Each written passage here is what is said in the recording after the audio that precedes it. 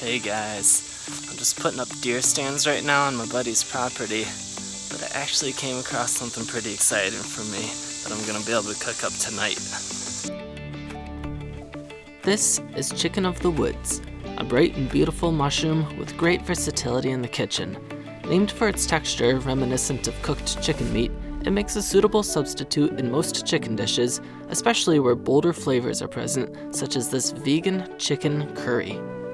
This is one mushroom that has the right flavor and texture and is often harvested in large enough quantities that I can count on it to be the main player in a dish rather than just a supporter as with most mushrooms. I love foraging mushrooms just as much as hunting game. Foraging extends my season to collect food and provides another potential success when out in the woods, even if the pursued animal doesn't cooperate. Whether you eat meat or not, here's a dish that accentuates the natural flavor and texture of the mushroom that everyone will enjoy: chicken of the woods curry. Begin by cooking some jasmine rice.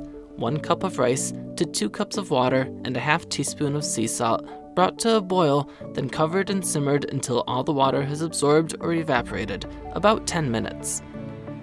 While the rice simmers, we'll trim off the less tender parts of the mushrooms. The stem and core of each mushroom should be removed since it's a bit older and woodier. This mushroom grows so rapidly that it often grows around and envelops surrounding vegetation, so trim out these parts as well. Some of the more brittle center cuts will break off for the transition to more tender parts, similar to where an asparagus stalk will naturally break.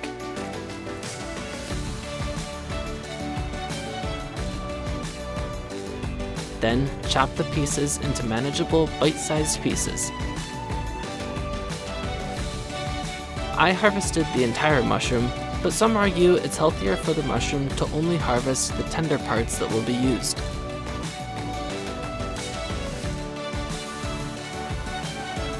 Around this time, the rice should be removed from the heat and set aside, covered, while we chop the vegetables.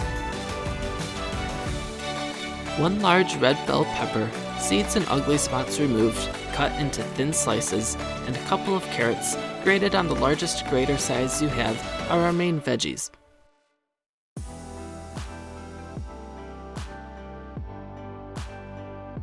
A full tablespoon of freshly peeled minced ginger and 3 minced cloves of garlic will provide some forward aromatics to the curry.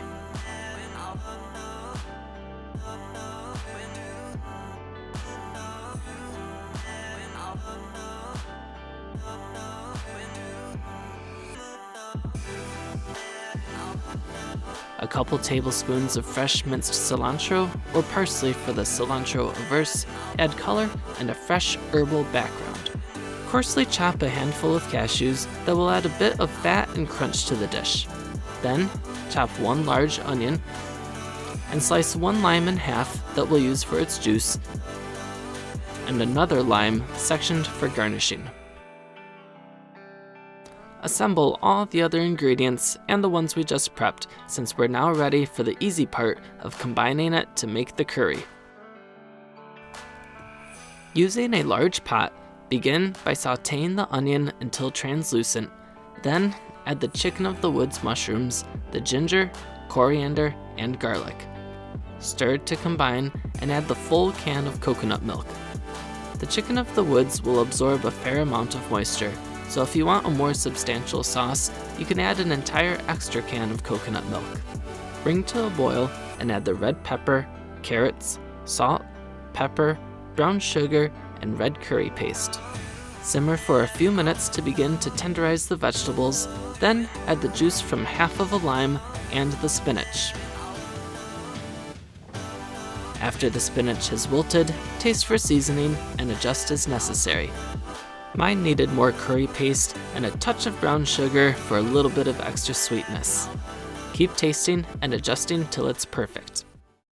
After everything is tender and incorporated, serve on a bed of white rice and garnish with the cashews, cilantro, and lime wedge. One of the great things about this dish is there's so much room to make it your own. Make it as hot or mild, or runny or thick, or sweet or tart as you please. The chicken of the woods will remind you of eating meat, but with an almost lemony hint to it that blends right in. As always, thank you so much for watching. If you enjoyed this video, please give it a like and consider subscribing to continue watching more cooking with foraged and hunted wild foods.